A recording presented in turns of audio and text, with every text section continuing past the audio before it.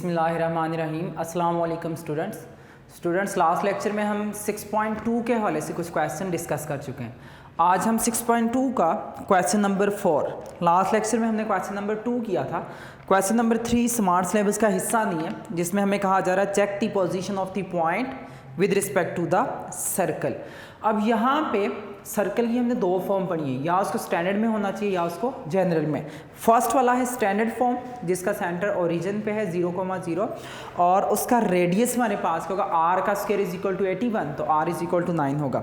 Second हमारे पास है general form, लेकिन जनरल फॉर्म की पहचान है कि एक्स स्क्वायर और वाई स्क्वायर का कोफिशिएंट बनना चाहिए 1। यहाँ पे एक्स स्क्वायर वाई स्क्वायर का कोफिशिएंट 1 नहीं है, हमें 1 बनाना पड़ेगा। अब यहाँ पे एक बात का ख्याल रखिएगा, जैसे हमने चैप्टर नंबर 4.3 में क्वेश्चन पढ़ा check the position of the point या check whether the point lies above the line या बिलो द लाइन। हमने क्या किया था, वहाँ पे तो हमें एक स्पेशल कंडीशन करनी पड़ती थी कि y के कोफिशिएंट को पॉजिटिव बनाने के बाद आप उन पॉइंट्स को उस लाइन में पुट करो। अगर आंसर ग्रेटर देन 0 आए तो above the line, less than 0 आए मीन पॉजिटिव आए तो अबव द लाइन, नेगेटिव आए तो बिलो द लाइन, और अगर इक्वल टू 0 आए तो ऑन द लाइन। यहाँ पे भी आप लोगों ने इसी तरह से करना है, इक्वल टू पहले 0 बनाना है, MCQ के लिए बता रहा हूँ, ठीक है। मैं भी आ सकता है, एंटी टेस्ट के लिए तो लाजमी है। आपने इसको इक्वल टू 0 बनाने के बाद x की जगह पे 5 पुट कर देना और y की जगह पे 6। अगर आपका आंसर नेगेटिव आ जाए तो point lies inside the circle. अगर आंसर पॉजिटिव आ जाए तो पॉइंट लाइज कहाँ पे होगा, आउटसाइड द सर्कल। अगर इक्वल टू 0 आ जाए तो आप कहेंगे on the boundary of the circle. यह आपको इंशाल्लाह मज़ीद भी एक्सप्लेन किया जाएगा। अभी इसको बस इतना सा जो मैंने वर्डिंग बताई है, अगर आप इसको थोड़ा सा आपके पास जो यूनिक नोट्स पढ़े हैं वहाँ से स्टडी करोगे तो इंशाल्लाह आपको क्लियर हो जाएगा। क्वेश्चन नंबर 4 है find the length of the tangent draw from the point two the circle. एक पॉइंट से, एक आउटसाइड पॉइंट से जो आप ड्रा करोगे टेंजेंट इस सर्कल के ऊपर, उसकी लेंथ कितनी होगी, उस लेंथ को हमने क्या करना है, मेजर करना है। उस लेंथ को मेजर करने के लिए आप ज़रा नोट कीजिएगा। फर्स्ट नंबर पे अगर हम देखें कि ये कौन सा ऐसा फॉर्मूला है, ये कौन सा ऐसा हमारे पास ट्रिक है कि जिसको हम यूज़ करके length of the tangent line find out कर लेते हैं। आप लोग देखो पेज नंबर 261 पे, 261 पे लास्ट पे जाके आपको लिखा नजर आ रहा होगा length of the tangent to the circle, या जिसको लिखा हुआ है टेंजेंशियल डिस्टेंस। टेंजेंट का डिस्टेंस कितना होगा, यहाँ पे लिखा let P into x1 y1 be a point outside the circle. Outside the circle है एक्स स्क्वायर वाई स्क्वायर, जो मुंह में जनरल फॉर्म है। We know that two real and distinct tangent can be draw. यहाँ पे आपको diagram भी नजर आ रही होगी कि हम किसी आउटसाइड पॉइंट से मैक्सिमम 2 टेंजेंट ड्रा कर सकते हैं, मिनिमम 1 हो सकती है, to the circle from outside point P। और याद रखिएगा इन सर्कल के ऊपर जो आउटसाइड पॉइंट से आप टेंजेंट ड्रा करोगे ये दोनों होंगी डिफरेंट, लेकिन दोनों की लेंथ हमेशा क्या होगी, इक्वल रहेगी। ठीक हो गया। अब फॉर एग्जाम्पल आप कहोगे कि ये कैसे हो सकता है डिफरेंट, लेंथ कैसे इक्वल, लाइन दोनों डिफरेंट है, लेंथ कैसे इक्वल होगी। तो बेटा देखो फॉर एग्जाम्पल आपको मैं एक एग्जाम्पल देता हूँ। आप एक क्लासरूम में बैठे हुए, आप उसका कलर करने, फॉर एग्जाम्पल उसका बाहर से वाइट कलर था और उसके साथ दूसरी क्लास बिल्कुल सेम लेंथ की है, लेकिन उसके बाहर हम कलर दूसरा कर लेते हैं, तो हमें ये नजर आएगा ये दोनों क्लासें आपस में सेम नहीं है, लेकिन हमें सेम उनका कलर नज़र नहीं आएगा। आप लेंथ उसकी करके देखिए, लेंथ वाइज इक्वल हो जाएंगी। सेम यही है, ये दोनों शक्ल में डिफरेंट हैं, क्यों एक सर्कल के ऊपर नज़र आ रही है और एक सर्कल के नीचे, लेकिन लेंथ दोनों की आपस में सेम होगी। हमें बेसिकली इसका प्रूव नहीं पड़ना, स्मार्ट सिलेबस का हिस्सा नहीं है, हमने सिर्फ इसका देखना कि length of tangent draw find out करने का फॉर्मूला क्या है। इंतहाई सिंपल है, इंतहाई सिंपल। आप लोगों ने क्या करना है, लेंथ ऑफ टेंजेंट 262 पे एग्जाम्पल नंबर 6 के ऊपर करके लिखा है। हमें जो इक्वेशन ऑफ सर्कल नज़र आती है उसमें बस सिंपल आपने कंडीशन करनी है, किसी आउटसाइड पॉइंट x1 y1 से एक सर्कल के ऊपर, कौन सा सर्कल है, x square y square plus 2gx plus 2fy plus c is equal to 0। इस सर्कल के ऊपर किसी आउटसाइड पॉइंट से जो टेंजेंट ड्रा की जाएगी उन टेंजेंट्स का डिस्टेंस क्या होगा। फॉर एग्जांपल ये टेंजेंट लाइन 1 थी और ये हमारे पास क्या थी, टेंजेंट लाइन 2। इस आउटसाइड पॉइंट x1 y1 से इस सर्कल क्या है, x square y square 2gx 2fy plus c is equal to 0।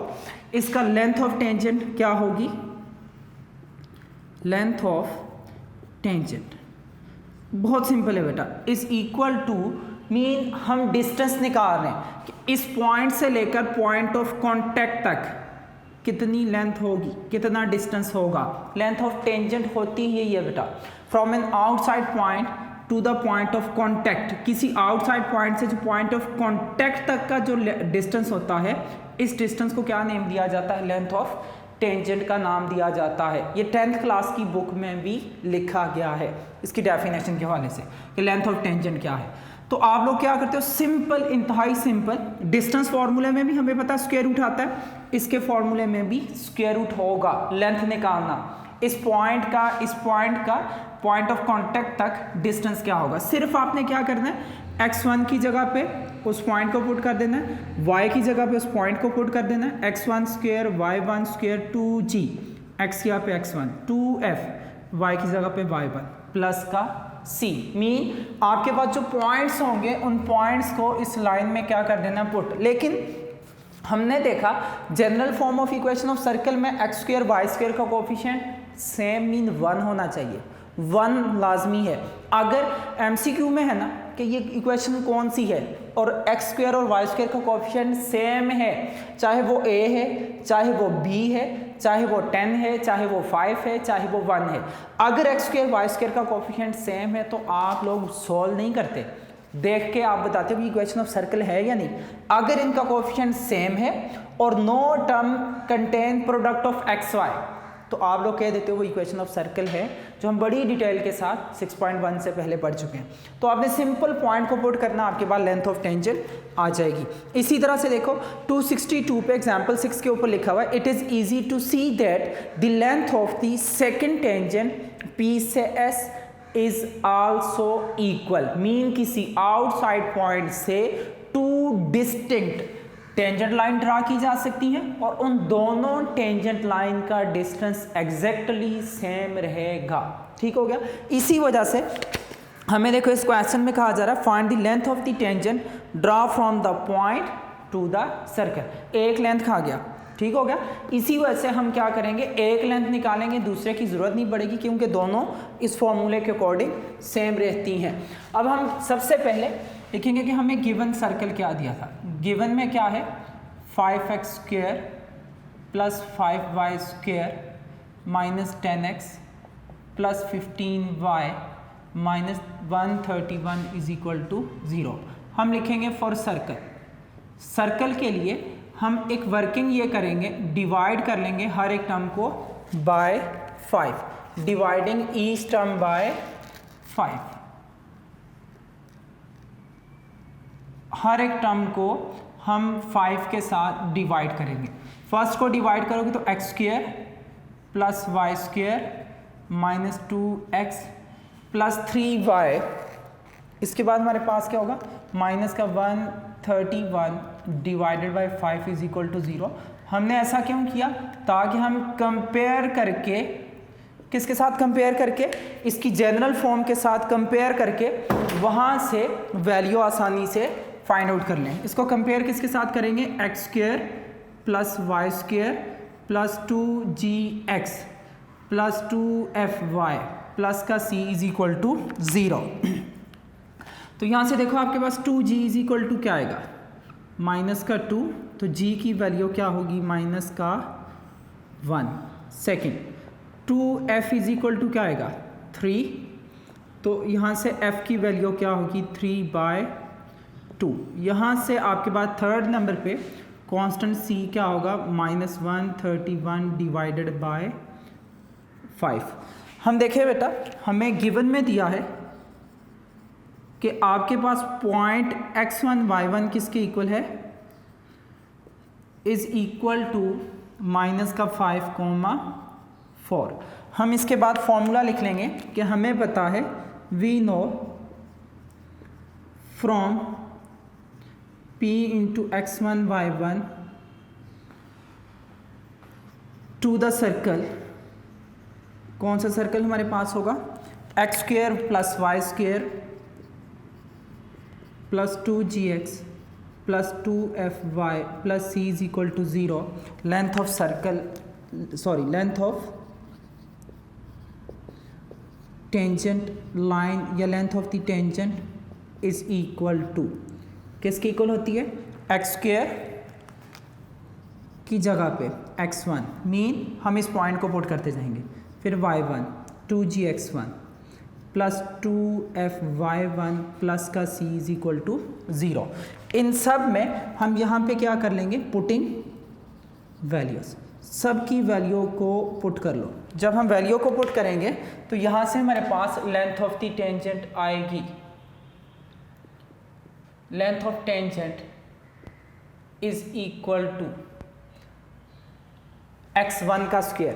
बेटा देख लो आपको x1 क्या नजर आ रहा है, -5 का स्क्वायर, तो प्लस का क्या बन जाएगा 25 प्लस y का square, x1 square plus y1 square, y1 की वैल्यू यहाँ पे क्या आ रही है 4 का स्क्वायर क्या हो जाएगा, डायरेक्टली लिख लो 16 प्लस का 2 वैल्यू ऑफ g की जगह पे क्या आएगा -1 इंटू x1 की जगह पे देखो, x1 की जगह पे क्या आएगा -5 प्लस का 2, f की जगह पे आएगा 3/2 2f y1 की जगह पे देख लो क्या होगा 4 प्लस c की जगह पे देख लो हमने यहाँ पे क्या लिखना है, c की वैल्यू क्या आ रही है -131 डिवाइडेड बाय 5, वो प्लस माइनस हो जाएगा, आपने इसको डायरेक्टली लिखना है, इसको सॉल्व करते जाओ, एलसीएम लो, आपके पास आंसर आ जाएगा 25 प्लस 16 इज इक्वल टू क्या होगा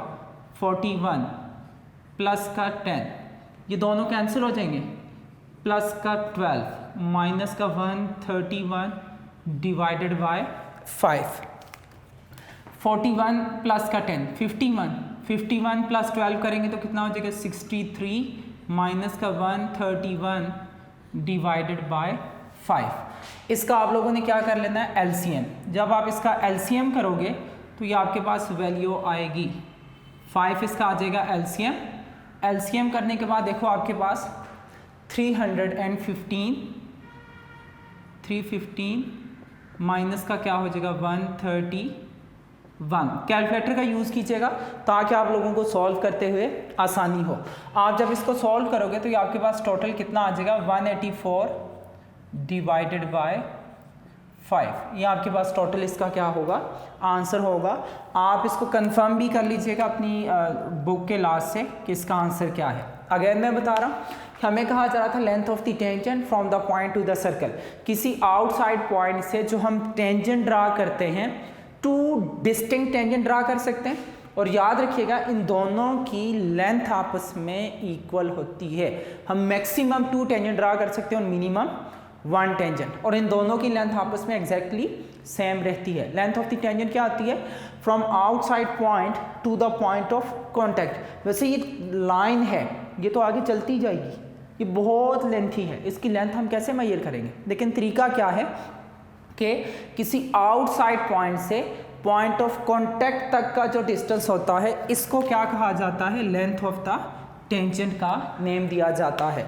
तो हमें बता अगर कोई पॉइंट x1 y1 किसी सर्कल के आउटसाइड हो तो इस पॉइंट से लेंथ ऑफ टेंजेंट मेजर करने का फॉर्मूला क्या है, जैसे डिस्टेंस मेजर किया जाता है स्क्वायर रूट में x की जगह पे x1, y की जगह पे y1 2g, x की जगह पे x1 2f, y की जगह पे y1 plus c is equal to 0।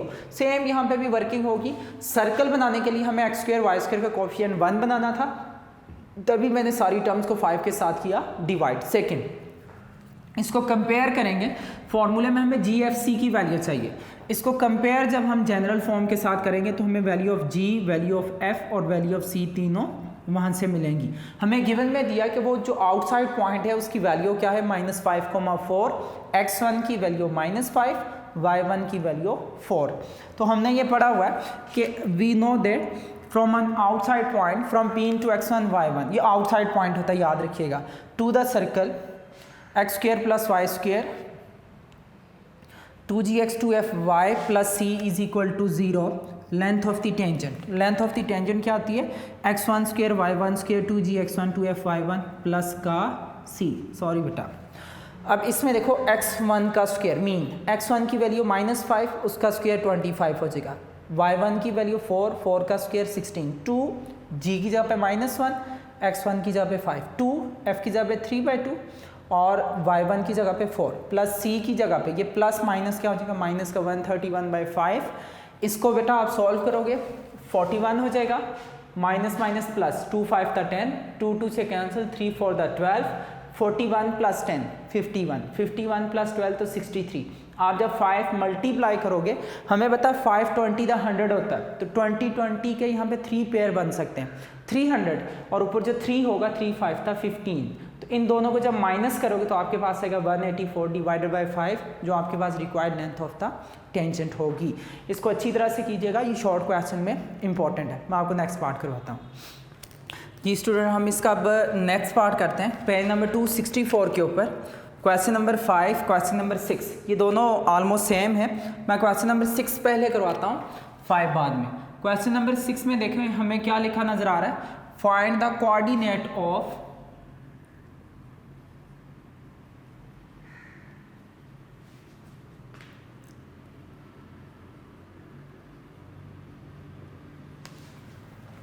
point of intersection of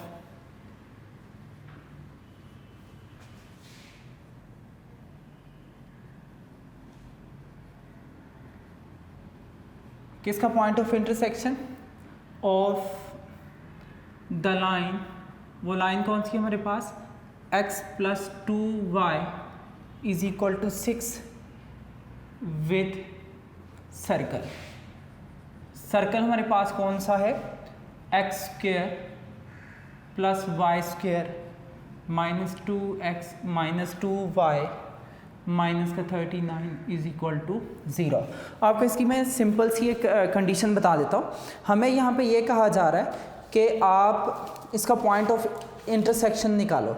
mean हम सिंपल वर्डिंग में इस तरह से कह सकते हैं कि हमें यहाँ पे ये कहा जा रहा है कि दो लाइंस हैं। सर्कल को भी मैं स्किप करवा रहा हूँ, यहाँ पे सर्कल को छोड़ दो। आपने चैप्टर नंबर 4.4 में पढ़ा कि find the point of intersection of the line, या find an equation of the line passes through the point and the intersection. वहाँ पे इंटरसेक्शन हम कैसे निकालते थे? पॉइंट ऑफ इंटरसेक्शन होती थी दो लाइंस को सोल्व करके एक्स वाई की वैल्यू निकालना। मीन वो पॉइंट जहाँ पे दो लाइन मीट करती हैं वो पॉइंट उन दोनों को सेटिस्फाई करता है। तो यहाँ पे हमें ये क्या कहा जा रहा है कि पॉइंट ऑफ इंटरसेक्शन निकालो। Simple, find the coordinate of point of intersection या find the point of intersection. Coordinate x y की फॉर्म ही आती ना, ऑफ द लाइन, इस लाइन का इस सर्कल के साथ। वैसे अगर हम एक सर्कल ड्रा करें, उस सर्कल को याद रखिएगा, एक लाइन मैक्सिमम 2 पॉइंट्स के ऊपर इंटरसेक्ट करती है। अगर एक लाइन एक सर्कल को, ये लाइन है, एक सर्कल को 2 पॉइंट्स के ऊपर मैक्सिमम अगर इंटरसेक्ट करती है तो इन दोनों पॉइंट्स की वैल्यू कैसे आएगी? वो वैल्यू निकालने का इंतहाई सिंपल वे है। क्या करेंगे? इन दोनों इक्वेशन को साइमल्टेनियसली सॉल्व कर लेंगे। हम यहाँ पे कहेंगे कि हमें गिवन में दिया है, given line x plus 2y is equal to 6। इसको हम क्या कह देते हैं? Equation number 1 and circle. और सर्कल हमें क्या दिया है? X square plus y square minus 2x minus 2y minus का 39 इज इक्वल टू 0। अब इसको सॉल्व करके हम वैल्यू यहाँ से आसानी से फाइंड आउट कर लेंगे।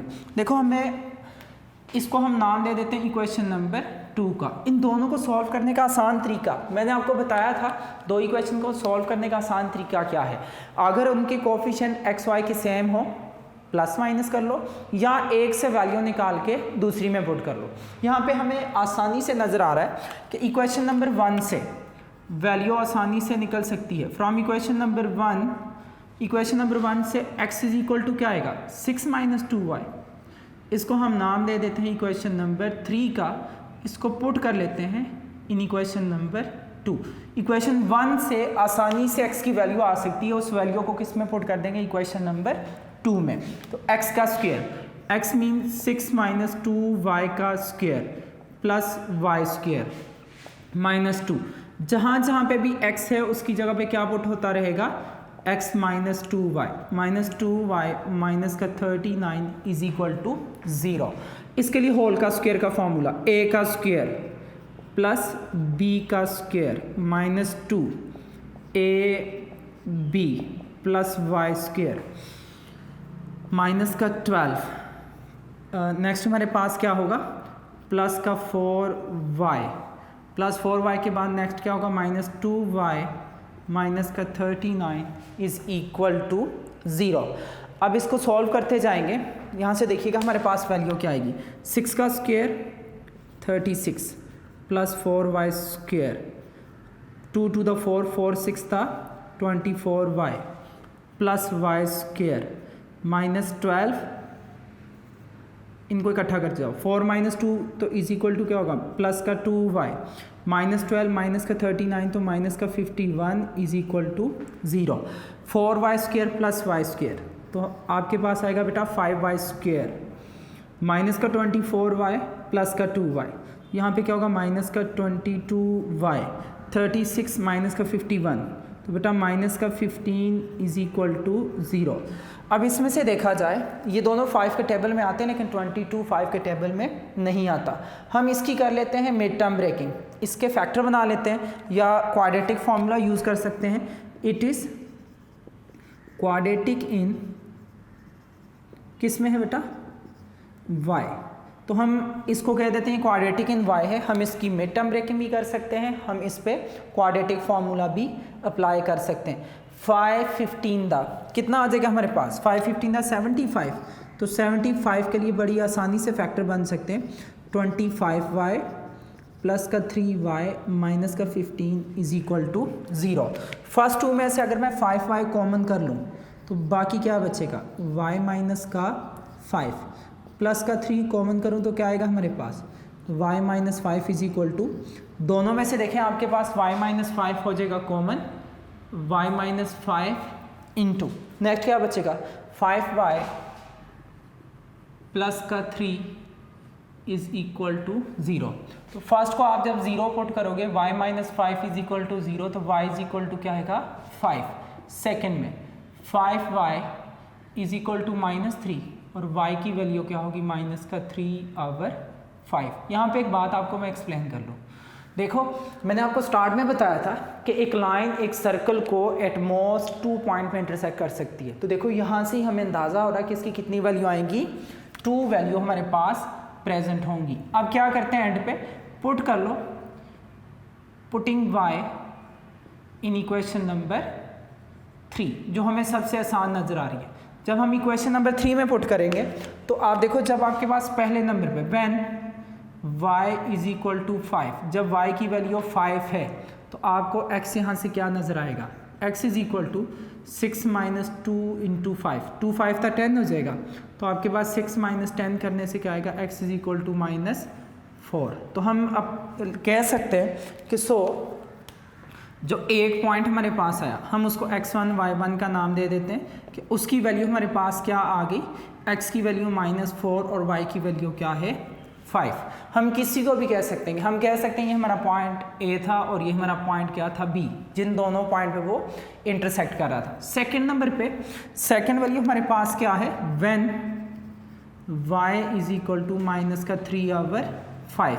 जब आप इसको पुट करोगे तो x का आंसर आपको क्या मिलेगा, 6 माइनस 2 इंटू माइनस का 3/5। तो x इज इक्वल टू क्या होगा, प्लस का 6/5। तो x is equal to 5 LCM करने से 6 5 था 30 प्लस का 6, तो यहाँ से आपको x की वैल्यू मिलेगी 36/5। सो जो पॉइंट आपके पास B मिला, so B into x2, y2 is equal to, x2 के लिए आप लिखोगे 36/5 और y2 के लिए आप लोग क्या लिखोगे, -3 डिवाइडेड बाय 5। ये आपके पास क्या हो गया, दूसरा पॉइंट फाइंड आउट हो गया। हम इसके आंसर को वेरीफाई कर लेते हैं। 6.2 पेज नंबर 386 पे देखें, 6.2 का आपके पास क्वेश्चन नंबर है 6। क्वेश्चन नंबर 6 में आपको जो वैल्यू नज़र आ रही है -4,5 एक है कोऑर्डिनेट, और सेकंड आपके पास है 36/5 एंड -3/5। तो इसका करेक्ट आंसर है।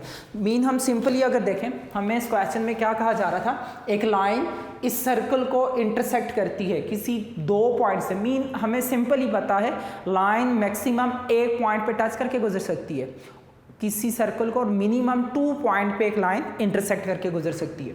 तो हम इन 2 पॉइंट्स की वैल्यू, पॉइंट ऑफ इंटरसेक्शन कैसे निकालें, हम चैप्टर 4 में पढ़ चुके हैं कि 2 इक्वेशन को कैसे सॉल्व करना है। हम इक्वेशन 1 से वैल्यू निकाल के इक्वेशन 2 में पुट कर ले, लेकिन 2 से वैल्यू निकालना इंतहाई कॉम्प्लिकेटेड है बेटा, तो हम इसको नहीं कर सकते। अगर कोएफिशिएंट को भी सेम बनाना चाहें यहाँ पे तो नहीं बन सकते, कॉम्प्लिकेटेड है। आसान क्या है, हम इक्वेशन 1 से x की वैल्यू निकालेंगे, उस वैल्यू को हम क्या कर लेंगे, पुट कर लेंगे इक्वेशन नंबर 2 में। वहाँ से हमारे पास एक क्वाड्रेटिक इक्वेशन बनेगी, आप उस क्वाड्रेटिक के फैक्टर बना लो, आप उस क्वाड्रेटिक पे कंप्लीटिंग स्क्वायर कर लो, ये क्वाड्रेटिक फार्मूला मैंने बताया। हम अमूमन या फैक्टर बनाते हैं या उस पर क्वाड्रेटिक फार्मूला यूज़ करते हैं। कंप्लीटिंग स्क्वायर तब यूज़ होती है जब हमें बाउंड किया जाए। 5 7 35 और 25 3 75 हो जाएगा, क्यों, -25 + 3 तो -22। y की वैल्यू आई, इन y की दोनों वैल्यू को आप आसान चाहे 1 में 2 में 3 में किसी में पुट कर लो। हमें x चाहिए था, जो निकला हमें नज़र आ रहा है आसानी से इक्वेशन 3 से।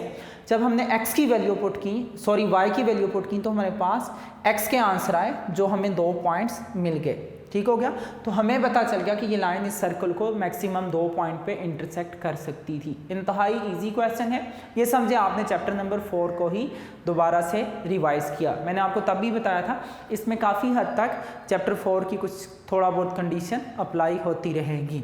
तो बेटा इसको अच्छी तरह से कीजिएगा। आज का लेक्चर हमारा यहाँ तक ही था, इंशाल्लाह नेक्स्ट लेक्चर में आपसे मुलाकात होगी। तब तक के लिए अल्लाह हाफिज़, अस्सलाम वालेकुम रहमतुल्लाहि व बरकातुहू।